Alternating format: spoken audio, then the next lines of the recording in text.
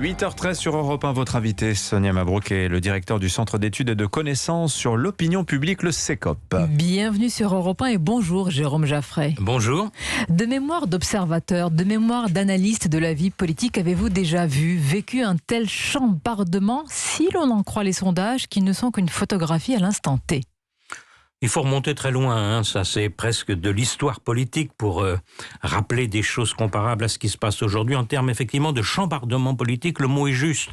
On pourrait évoquer le général Boulanger, on pourrait évoquer le colonel Delarocque, on pourrait évoquer De Gaulle et le RPF, ou la percée de Jean-Marie Le Pen au moment des élections européennes de 1984. Voilà à peu près les récits historiques qu'on pourrait établir. Ça remonte à loin effectivement. Avant d'entrer dans le vif du sujet, entre les dernières fournies de sondages, Jérôme Jaffray, il y a quand même des différences notables dans les intentions de vote pour notamment Éric Zemmour. Est-ce que vous dites ce matin, soyons prudents, soyez prudents?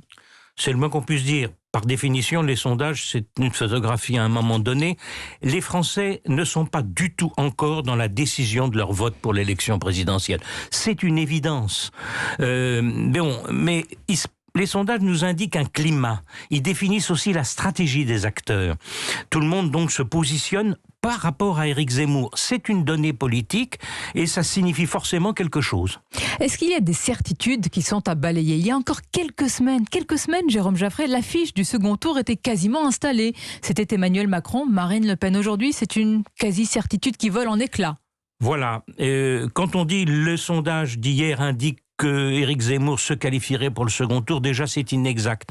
Compte tenu des marges d'erreur, il y a trop peu d'écart entre trois candidats potentiels pour le second tour, Éric Zemmour, Marine Le Pen et le candidat de la droite ou la candidate de la droite qui se qualifierait. D'ores et déjà, mais ça signifie le fait nouveau. Emmanuel Macron ne connaît pas l'adversaire. S'il se qualifie lui pour le second tour, il ne connaît plus son adversaire. Or tout son calcul politique et le calcul politique de La République En Marche, c'était qu'on allait vers un second tour Macron-Le Pen et que le vote anti-Le Pen allait permettre la réélection de Macron. On ne sait plus, on ne sait peut plus assurer cela. C'est très important, c'est ce que disait il y a quelques instants le chef du service politique d'Europe 1, Louis de Ragnel. On va aller sur la stratégie d'Emmanuel Macron.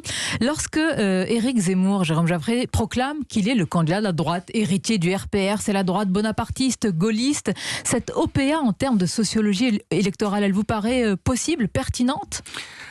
Au-delà de la sociologie, la réussite de Zemmour, c'est la thématique, c'est les thèmes, me semble-t-il. C'est-à-dire qu'il inscrit la campagne présidentielle dans le récit national. Il parle de la France, alors que les autres candidats présentaient des mesures par domaine. Alors ça pouvait aller de la prime pour les heures supplémentaires à comment le salaire net allait être recalculé en permettant une hausse. C'est pas le niveau de la présidentielle tel que les Français le voient. Il s'inquiète de la situation de la France, il s'inquiète de l'abaissement du pays, il s'inquiète d'un certain nombre de problèmes fondamentaux. Et donc, que Zemmour, alors tout le monde évidemment n'est pas d'accord avec les idées de Zemmour, mais il place le débat là où les Français souhaiteraient qu'il le soit, et c'est à mon avis la raison de son impact. C'est-à-dire avec une approche historico-politique, qu'on soit d'accord ou pas, il parle de la France. C'est voilà. Ça son attrait pour vous? Ça, c'est le point majeur. Et puis, l'idée également, alors là, il s'inspire totalement de Donald Trump, l'idée de reprendre le contrôle du pays sur un certain nombre de points majeurs. Ça, c'est l'idée qu'au fond, sur le thème des territoires perdus de la République, de l'autorité, de l'immigration, de la relation des Français avec la religion musulmane, il y a un ensemble de problèmes du pays qui constituent une sorte de nœud, et Zemmour est directement là-dessus. Alors là aussi, je dirais, les réponses, on peut en discuter, et probablement Zemmour est très minoritaire dans les réponses qu'il donne pour le pays. Mais pas dans le diagnostic. Mais le diagnostic intéresse. Bon, alors le diagnostic intéresse, mais vous dites en même temps, Jérôme Jaffray, je l'ai lu, qu'il est, Éric Zemmour, thématique qui ne couvre pas tout le champ large d'une présidentielle.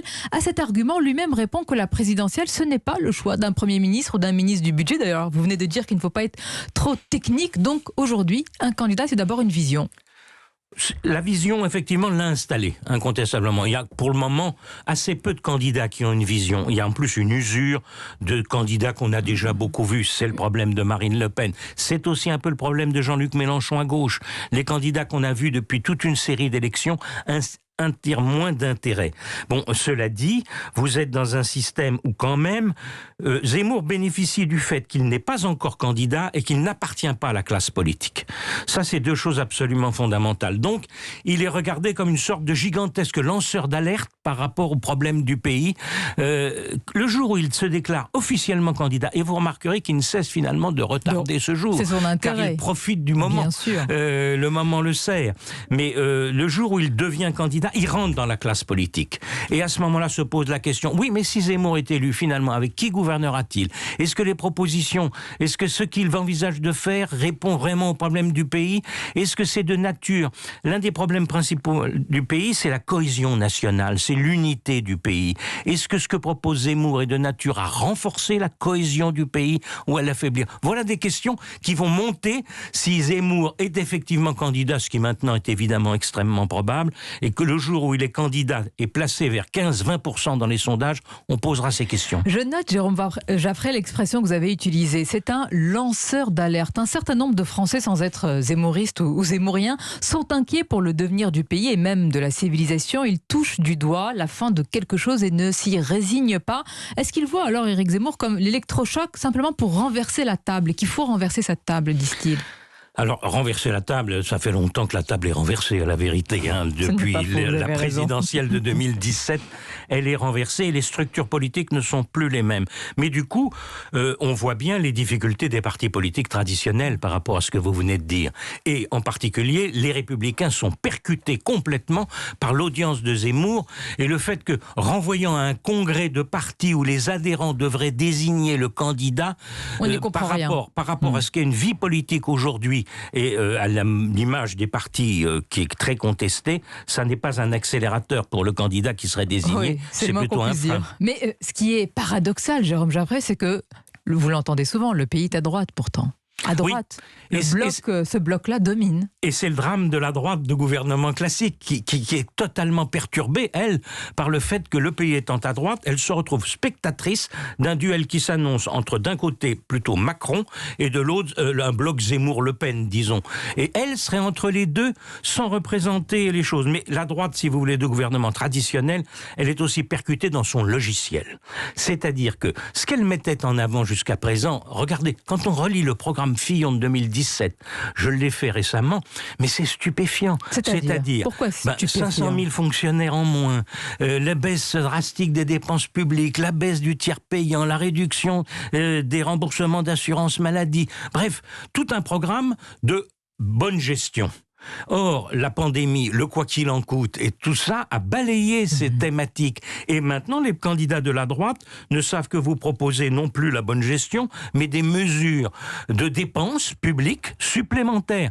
Donc là aussi, la droite n'est plus sur son territoire classique, et les Français en plus ne demandent plus la réforme ou la bonne gestion. Les Français de droite ne demandent plus ça massivement. Ils sont effectivement, vous avez raison, bien davantage sur les problèmes de l'unité du pays et comment on résout les crises d'autorité et de cohésion nationale. Il y a un pôle de stabilité inédit, il faut en parler, mais c'est aussi quand même l'un des enseignements de ces sondages, c'est Emmanuel Macron qui conserve, Jérôme Jaffray, un socle d'une stabilité assez déroutante quand même.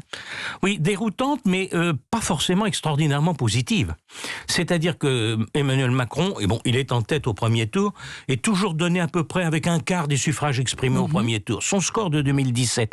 Mais quelle que soit la donne, quand sa popularité monte, et elle est montée, elle est beaucoup plus élevée que celle de Nicolas Sarkozy, et ne parlons même pas de François Hollande avant 2017, mais ça ne lui profite pas en termes d'intention de vote. Exact, ouais. La faiblesse des adversaires, la faiblesse des Républicains, la division de la gauche, tout ça pourrait le faire monter, non. Il reste toujours sur ce niveau étal autour d'un quart des suffrages exprimés. Mais il a l'avantage, Emmanuel Macron, c'est sa force et qu'il essaye de tenir jusqu'au bout, c'est qu'il dépasse les notions classiques de gauche et de droite au moment même où elles sont en crise. Et ça lui permet de balayer large, c'est-à-dire qu'il peut prendre des mesures tantôt vers la gauche, tantôt vers la droite, sans qu'on se dise c'est n'importe quoi, car c'est le fondement du macronisme. Même si on entend beaucoup plus aujourd'hui les propositions de droite, et ça c'est peut-être la conséquence d'Éric Zemmour qui a imprimé cette campagne. Est-ce que vous voyez, Jérôme Jaffray, une analogie entre les campagnes d'Emmanuel Macron en 2017 et celle qui va s'installer d'Éric Zemmour? À l'époque, certains disaient, je m'en souviens, ici même dans ce studio, qu'Emmanuel Macron, c'est une bulle médiatique. Ils disent la même chose d'ailleurs d'Éric Zemmour. Oui, on ne peut plus. D'abord, la prudence devrait inviter à ne plus employer ce genre d'expression. Ça veut dire que les présidentielles sont déstructurées. Ça veut dire que les campagnes présidentielles sont devenues des campagnes un peu folles. Vous étiez jusqu'en 2012, disons, sur des campagnes marquées par le gauche-droite classique. Il y avait eu ce qui était considéré comme l'accident de 2002, Chirac-Le Pen. C'était cette sortie qui était la grande surprise, mais sinon c'était très structuré. Nous ne sommes plus dans des présidentielles structurées où les partis politiques, les appartenances gauche-droite dominent le jeu et créent des alternances presque automatiques entre les camps. Et c'est ce que Éric Zemmour a parfaitement compris après Emmanuel Macron de 2017. Et puis le coût politique, à tous les sens du terme, y compris financier, de se lancer n'est plus le même. Avec les réseaux sociaux, avec les chaînes d'information, vous êtes dans un système où vous pouvez démultiplier votre présence politique et médiatique sans recourir à un travail militant énorme sur le terrain ou des meetings géants. C'est terminé tout ça. La gauche, il faut en parler, elle est éparpillée façon puzzle, plus divisée que jamais, ça vous fait sourire, éparpillée de façon puzzle, mais est-ce que c'est la réalité? Avec un risque fort de disqualification sévère. C'est sûr que la gauche, alors que si vous voulez, il y a quand même des thèmes de demande d'égalité, de justice sociale, d'écologie. La génération climat existe. Par exemple, un des problèmes de la droite, c'est qu'elle ne capte plus du tout les jeunes. Les jeunes, je vais jusqu'à 35 ans. Hein. Les jeunes de moins de 35 ans, par exemple, il y en a 5% seulement qui voteraient Bertrand dans un premier tour de présidentiel. C'est donc des scores ridicules. Donc la gauche aurait des atouts. Alors, elle est divisée, mais ce qui me frappe, c'est qu'elle n'arrive pas non plus à installer des thèmes. Un thème qui transcenderait la campagne. Et du coup, elle n'est pas écoutée actuellement. C'est ça la caractéristique. Il faut dire que par exemple pour Anne Hidalgo, c'est quasiment un crash test. 35% des sympathisants socialistes seulement, c'est... On est vraiment dans le niveau... La campagne est longue et donc il ne faut pas en tirer des conclusions. Mais le problème de la gauche, c'est qu'on a l'impression que ce qui l'intéresse, c'est la définition de la primauté interne en son sein pour les années à venir. Est-ce que c'est le courant écologiste, entre le Jean-Luc courant socialiste ou le courant radical de Jean-Luc Mélenchon qui est dominant au sein de la gauche? Ça n'intéresse évidemment pas du tout les Français. Ce qui est frappant en vous écoutant ce matin, Jérôme, d'abord, permettez-moi de vous dire, je pense que Dimitri pense la même chose, ça fait du bien. Ça fait du bien de prendre un moment, une parenthèse pour comprendre, parce que vous l'avez dit, ça devient complètement fou. Et il faut s'y attendre, ça va être ainsi à chaque présidentielle. Oui, alors ça devient fou. À un moment donné, je veux dire, les électeurs se disent qui veut-on vraiment comme président? Où se situe vraiment le débat? Et on ne se pose pas encore cette question, c'est ce que vous dites. C'est-à-dire ceux qui nous écoutent ce matin dans leur voiture, chez eux, ne se posent pas encore cette question. Je disais lanceur d'alerte, c'est aussi le rôle de grand perturbateur de la vie politique. Et c'est intéressant. Par exemple, on dit Chevènement, les sondages ne valent rien. La preuve, Chevènement en 2002 était donné à un moment donné à 14%. Oui, mais on ne voit pas derrière ce qui compte. Un Chevènement à 14% en septembre 2001 annonçait finalement les problèmes de Lionel Jospin pour l'élection présidentielle et les difficultés qui allaient venir, et d'une certaine façon également la montée souverainiste à droite qui allait également favoriser Jean-Marie Le Pen. Donc derrière, quelque chose qui à un moment donné peut effectivement baisser, Éric Zemmour peut peut-être finir à 7 ou 8% dans les urnes en avril prochain, s'il est candidat, c'est parfaitement possible. Et à ce moment-là, on nous dira, il était à 17% à un moment donné, mais il annonce que, par exemple, le débat de la présidentielle de 2022 est en train de s'orienter sur est-ce qu'on veut un repli national, comme le propose par exemple Éric Zemmour, ou est-ce qu'on veut une ouverture de la nation sur le monde, que propose par exemple Emmanuel Macron? C'est-à-dire que ça structure le débat, et par ailleurs, ce qu'indique la percée d'Éric Zemmour, c'est la montée de la droite extrême par rapport à la droite classique, et là c'est un changement politique majeur. Donc il est un signe annonciateur de grands bouleversements. On reprend notre terme de chambardement pour clore cet entretien. Merci Jérôme Jaffray de nous avoir éclairé, j'espère également les auditeurs en cette période un peu troublée. Merci à vous.